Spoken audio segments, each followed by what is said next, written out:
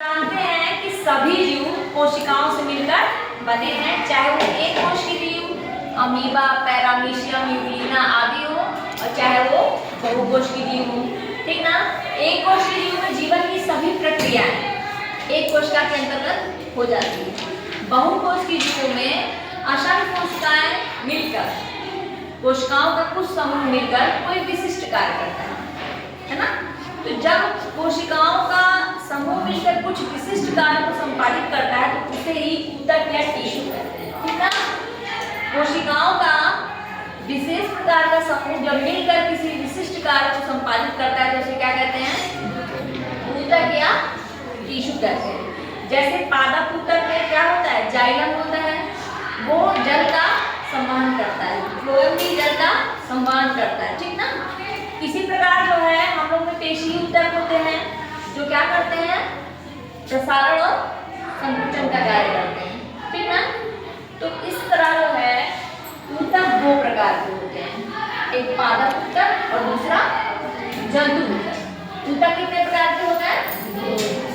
पादप ऊतक और जंतु। इनके भी प्रकार हैं जिनको हम बाद में पढ़ेंगे।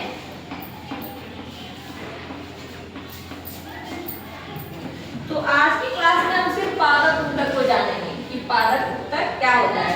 तो ऊतक जो पौधों के होते हैं उन्हें पादप ऊतक कहते हैं और ये भी जो है विभाजन की क्षमता के अनुसार दो भागों में विभाजित है। कौन कौन से ऊतक हैं? प्रविभाजी और स्थायी ऊतक। ठीक ना। तो हम जानते हैं कि जो पौधे हैं वो आजीवन बढ़ते रहते हैं, आजीवन बढ़ते हैं, जबकि जीव जंतु क्या होते हैं? कुछ समय तक उनकी लंबाई 18 या 21 के बाद लंबाई रुक जाती है। लेकिन पेड़ पौधे आजीवन, कितना भी पुराना पेड़ है वो बढ़ता जाएगा, बढ़ता जाएगा। उनकी टहनियों की भी कोई हमारे हाथ की फिक्स लेंथ है, लेकिन उनकी टहनी कोई खूब लंबी हो गई, कोई छोटी हो गई। ऐसा क्यों होता है? ऐसा होता है ऊतकों की वजह से।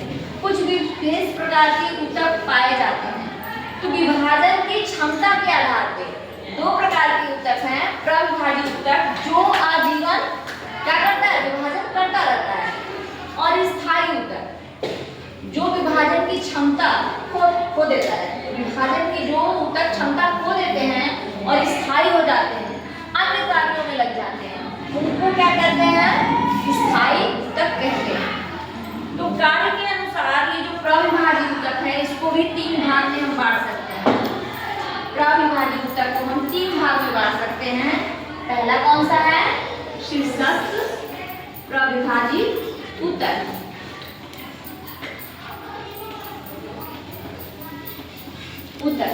ठीक ना। दूसरा है पार्श्व प्रविभाजी ऊतक और तीसरा है अंतर्वेशी प्रविभाजी ऊतक। आप देखिए शीर्षस्थ है, इसको समझने के लिए हम ड्राइंग बनाते हैं। जैसे कि एक पौधा है, ठीक ना। तो इसकी जब शीर्ष कलियां जो लंबाई बढ़ाने में जो ऊतक सहायक होता है उसको शीर्षस्थ प्रभाजी ऊतक कहते हैं। लंबाई बढ़ाने में, चाहे जड़ की लंबाई हो और ये यहाँ इसके शीर्ष पर पाए जाएंगे, यहाँ पर प्रविभाजी तक पाए जाएंगे, यहाँ पाए जाएंगे, चाहे जड़ की लंबाई बढ़े और चाहे पेड़ की लंबाई बढ़े, तने की और चाहे जड़ की, दोनों किससे होगा? प्रविभाजी ऊतक कारण होगा। किस प्रविभाजी ऊतक कारण? शीर्षस्थ। शीर्ष है ना, शीर्ष मतलब सिर, टॉप। उसके बाद देखिए दूसरा है पार्श्व। ये क्या करता है? पौधों की मोटाई बढ़ाने में सहायक होता है। पार्श्व मतलब होता है बगल में। तो बगल बगल से जो करे, जैसे पेड़ इतना मोटा है पौधा और मोटा होता जाता है जैसे जिसकी उम्र होती है, तो जो मोटाई बढ़ाए वो किस ऊतक कारण होगा? पार्श्व प्रविभाजी ऊतक के कारण क्या बढ़ेगी? मोटाई।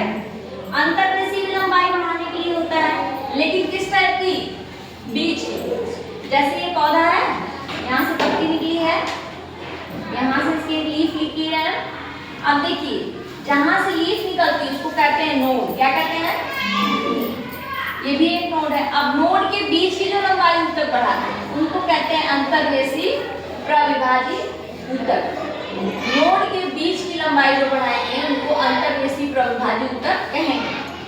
यानी कि जो शीर्षस्थ प्रविभाजी ऊतक है और अंतर्देशीय प्रविभाजी ऊतक है, दोनों का काम क्या है?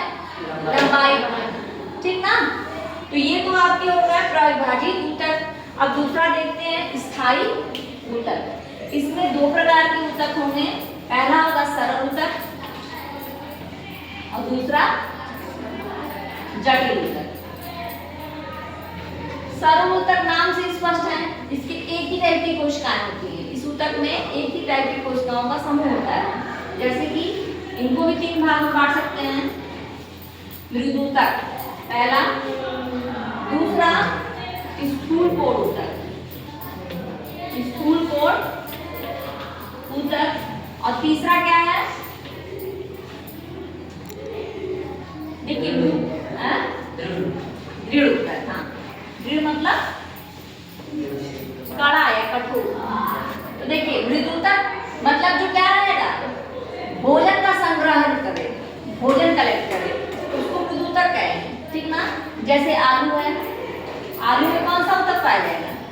मूली है, गाजर है, सलजम है, ये मृदूतक उसमें होते हैं, ठीक। उसके बाद स्थूल कोण जो पौधों को लचीलापन दे, क्या दे? लचीलापन दे, लचीला बनाता है। जैसे आंधी तूफान होती है, आता है ना, पौधे झुक जाते हैं, लेकिन फिर क्या हो जाते हैं? खड़े हो जाते हैं, टूटते नहीं है। तो ये जो है स्थूल कोण ऊतक के कारण होता है। नेक्स्ट है दृढ़ ऊतक। दृढ़ मतलब होता है कड़ा या कठोर, ठीक ना। तो जो पौधों को कठोरता प्रदान करे, जिन जिन अंगों में, जैसे नारियल का खोखा है ना, नारियल का जो ऊपर वाला खोखा वो होता है, बहुत कड़ा होता है। अखरोट है, अखरोट भी कड़ा होता है, उसमें कौन सा ऊतक रहेगा? दृढ़ ऊतक, ठीक ना। अब आते हैं हम जटिल ऊतक। जटिल ऊतक भी दो प्रकार के होंगे, एक होगा जाइलम और दूसरा फ्लोएम। जटिल ऊतक कितने प्रकार के होंगे? दो प्रकार के होंगे। एक होगा जाइलम, जिसका काम है जल और खनिज लवण को पत्तियों तक पहुंचाना, ठीक ना। इसको संवहन ऊतक भी कहते हैं। जाइलम और फ्लोएम को संवहन ऊतक भी कहते हैं। अब देखिए, तो ये जल और खनिज लवण को पत्तियों तक पहुंचाता है, और फ्लोएम जो है पत्तियों द्वारा बनाए हुए भोजन को, स्टार्च को पौधों के विभिन्न भागों तक पहुंचाता है। समझ में आ रही बात?